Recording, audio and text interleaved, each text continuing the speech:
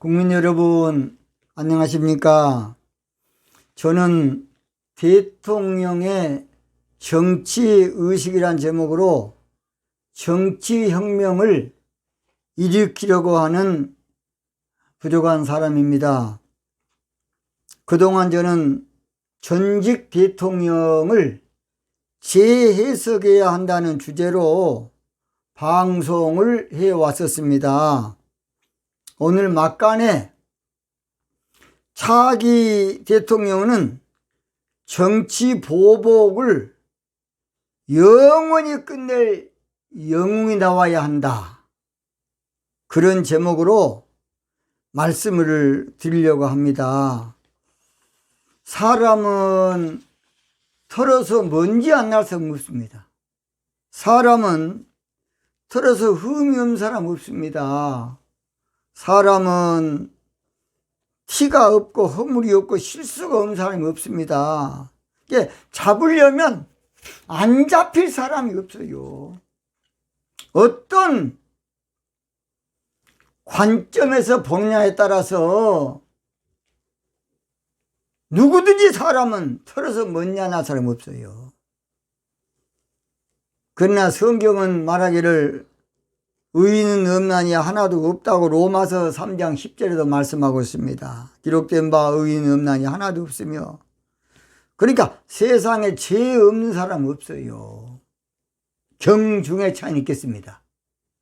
세상에 문제 없는 사람 없고 안 걸릴 사람 없어요.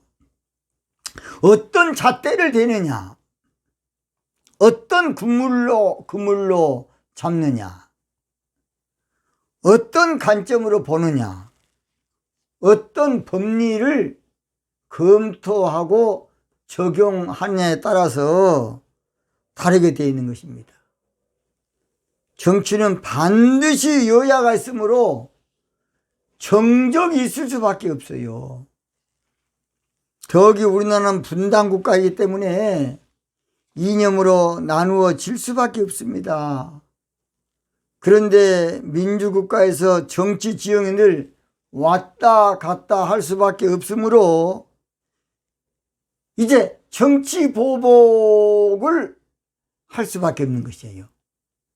정치 보복을 해야만 차별화, 또 선명성, 또 자기 당을 위해서도 필요하니까 그래야만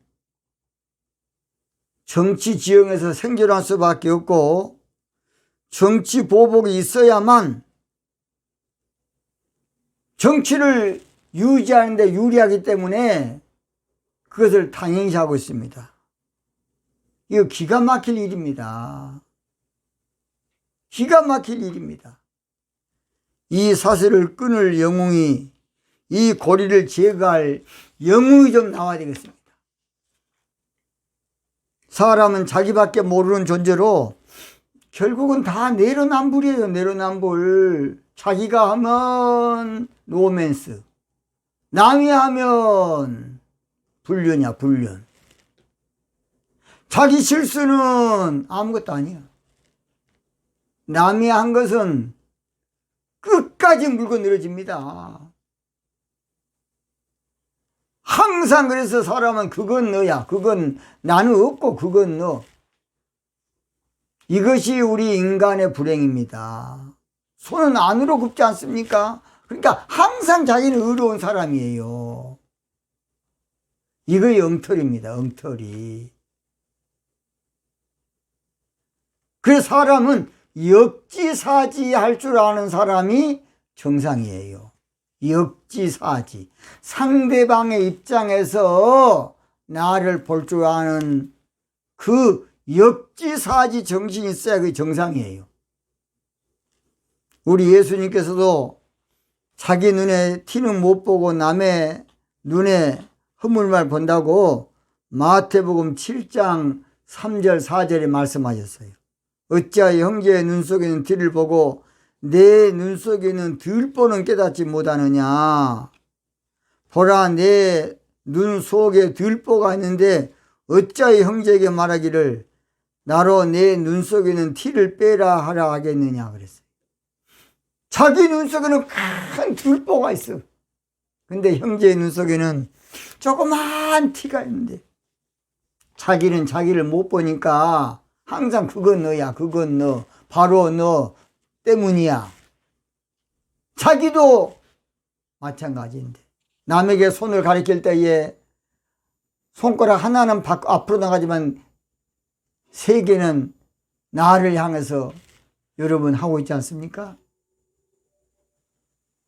세상 살다 보니까 그 인간이 그 인간이고 그 인간이 그 인간입니다 보니까.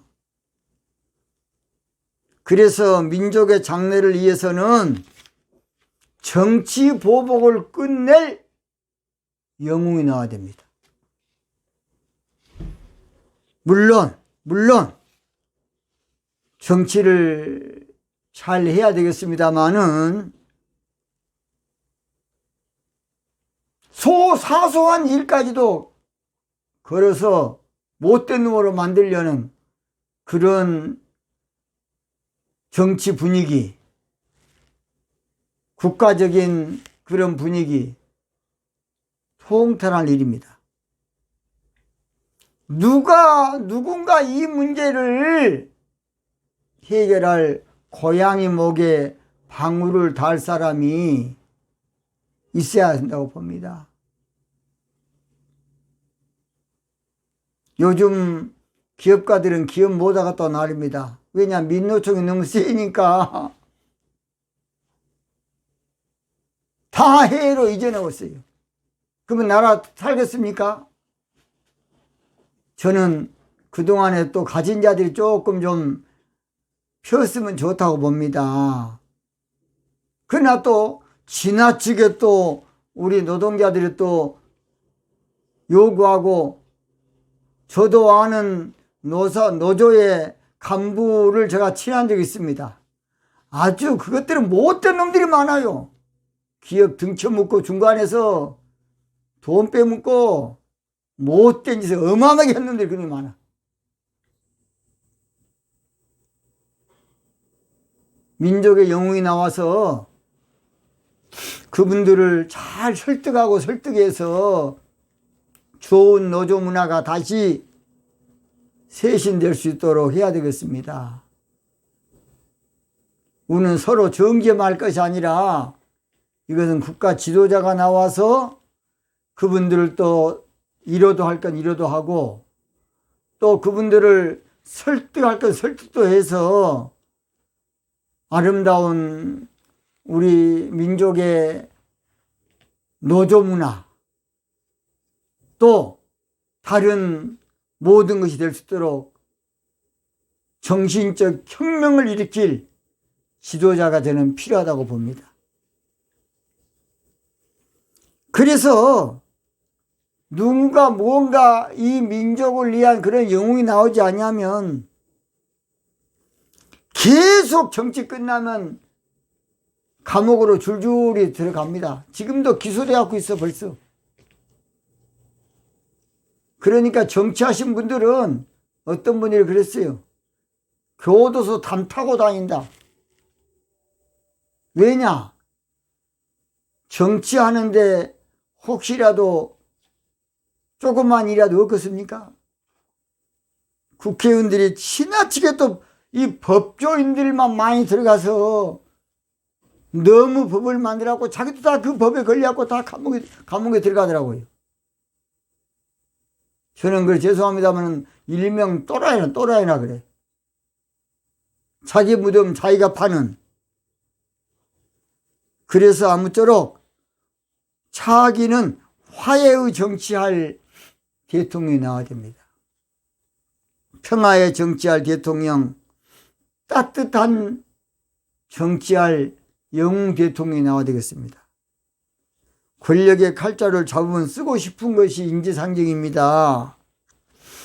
권력의 칼자루를 잡으면 한번 휘두르고 싶은 것이 인간의 여러분 습성 아니겠습니까? 욕구입니다. 욕구. 칼자루를 잡으면 한번 써보고 싶은 것이, 한번 피의 맛을 한번 보고 싶은 것이 사람 마음 아니겠습니까? 그러나 그것은 큰 오산입니다. 또 칼은 칼을 부르고 피는 불을 불러요. 예수님께서도 죄 없으신 예수님을 잡으러 온 무진몽매한 대제사장의 하속들이 몰려왔습니다. 그럴 때에 예수님의 수제자 베드로가 얼마나 날카로운 칼로 말고의 길을 딱 비워버렸어요. 그러니까 기가 딱 떨어져서 땅에 떨어지니까 우리 예수님께서는 와 시원하다 하지 아니하고 그 베드로에게 먼저 그 귀를 다시 붙여주시고 칼을 쓰는 자는 칼로 망한다고 그렇게 말씀하셨습니다. 마태복음 26장 51절에 한번 읽겠습니다. 예수와 함께 있던 자 중에 하나가 손을 펴 검을 빼어 대제사장의 종을 쳐 그 귀를 떨어뜨리니 이에 예수께서 이르시되 네 검을 도로 집에 꽂으라. 검을 가지는 자는 다 검으로 망하느니라. 우리 예수님 베드로에게 잘했다고 하지 않았습니다. 용감하다고 하지 않았습니다. 수제자니까 그래야지 하고 하지 않았어요. 우리 예수님은 시원하다고 말씀하지 않았습니다. 큰 자리에 줄 테니까 그렇게 그냥 내가 안 시켰지만은 그렇게 해버리라고 하지 않았습니다. 예수님께서는 베드로한테 내가 뒷거리로 보상해 줄 테니까 한번 그렇게 하라고 시키지 않았습니다. 예수님은 검을 가지는 자는 다 검으로 망한다 그랬습니다. 그래서 권력자들이 권력을 잡으면 꼭 이런 현상이 일어납니다. 사람은 어떤 안경을 쓰고 세상을 보느냐에 따라서 파란 안경은 파랗게만 보여요. 노란 안경에서 노랗게만 보여요. 한마디로 말해서 적폐 안경에서 적폐만 보여요. 못된 놈 안경을 써서 못된 놈만 보여요. 옛날에는 동물한 말만 해도 팥죽에서 잡아갔어요. 옛날에 동지란 말만 해도 박동지, 이동지 하면 잡아갈 때가 팥죽이었습니다. 옛날에는 불굴 깃발, 제가 처음에 목회할 때 어떤 사람이 막걸리 먹다가 붉은 깃발 하다가 가서 얼마나 두드려 맞고 그냥 병신이 돼가지고요. 평생을 그냥 살더라고요. 정부마다 자기 정통성을 위해서 꼭 권력의 칼을 휘둘라 그래요. 선명성을 위해서 권력의 칼을 휘둘라 그러고 뭔가 차별을 두기 위해서 저 새끼들이 못된 놈 만들어야 자기가 좋은 놈 되니까 그러기 쉽습니다. 정치 보복을 영원히 끝낼 지도자가 나와야 되겠습니다. 정치 보복의 종집을 찍을 지도자가 나와야 되겠습니다. 정치 보복을 끝내지 못하면 정치는 무서운 것입니다. 두려운 것이에요. 정치는 더러운 것이고 정치는 징그러운 것입니다. 정치 보복보다 민족의 비전을 보여줘야 돼요. 정치 보복보다 국가 발전을 시켜야 됩니다. 정치 보복보다 국가 미래를 생각하고 국가 살릴 정책을 내놔야 돼요. 그래야만 자기가 사는 거야. 여러분, 오랫동안 정치하고 싶습니까? 정직한 정치하십시오. 정책을 내놓는, 국민을 살릴 정책을 내놓는 그런 정부를 만드십시오. 그러면 100년도 할 겁니다. 양당 체제로서는 적폐청산이 있을 수밖에 없어요. 왜냐? 앞전에 당한 사람이 있거든요.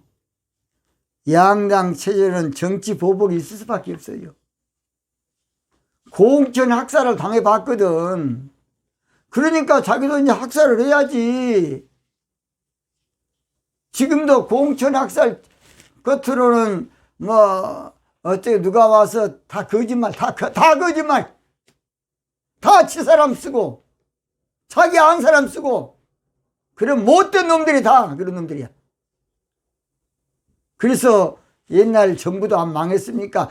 결국은 그것부터 망한 거야. 나는 진짜 우리 이명박 대통령도 공천 학살시킨 것 보고 저는 실망할 때가 있었어요. 못하게 해야 돼, 못하게 해야 돼. 그 다음 정부도 마찬가지고, 또 마찬가지고. 아주 어리석은 정치를 하고 있어요. 얼마나 저는 마음이 안타까운지 모르겠습니다. 저는 김대중 대통령이 가장 핍박을 받으면서 일생을 보냈지만은 자기는 정치 보복을 하지 않겠다고 선언을 한 것을 저는 고무적으로 생각합니다. 그것은 아무나 쉽게 되는 거 아니에요. 물론 조금이나 있었게 사람이 있지만 조금 있다고 봅니다. 그러나 그 어르신은 나 정치 보복 안 하겠습니다. 그런 선언을 참 대단한 선이라고 봅니다. 물론 공과 과는 있습니다. 차기 대통령은 마음이 넓은 인물이 나와서 허허할 수 있어야 됩니다. 저는 큰아들이 이름이 제 친절인데요. 큰아들이 딱 한 가지 좋은 점이 있어요. 아빠보다 더 마음이 넓습니다. 그런 정치 인물이 한번 나와야 돼. 그래서 아무쪼록 이 민족을 새롭게 만들어야 되겠습니다. 알고 보면 별것도 아닌데 고까지껏 넘겨버리면 됩니다. 고까지껏 넘어가면 됩니다. 고까지껏 웃어버려도 됩니다. 그런데 정치 지형에 따라서 정치 보복이 만연하고 있는 걸 볼 때에 너무나 마음이 아픕니다. 저는 오늘 말씀을 끝내겠습니다. 정치 보복을 영원히 끝낼 영웅이 지금 나와야 됩니다. 정치 보복을 영원히 종식시킬 영웅이 나와야 돼. 정치 보복을 영원히 초상첩불 영웅이 나와야 돼. 정치 보복을 영원히 마무리할 그런 인물이 나와야 되겠습니다. 오늘은 여기서 방송을 마치겠습니다. 대단히 감사합니다.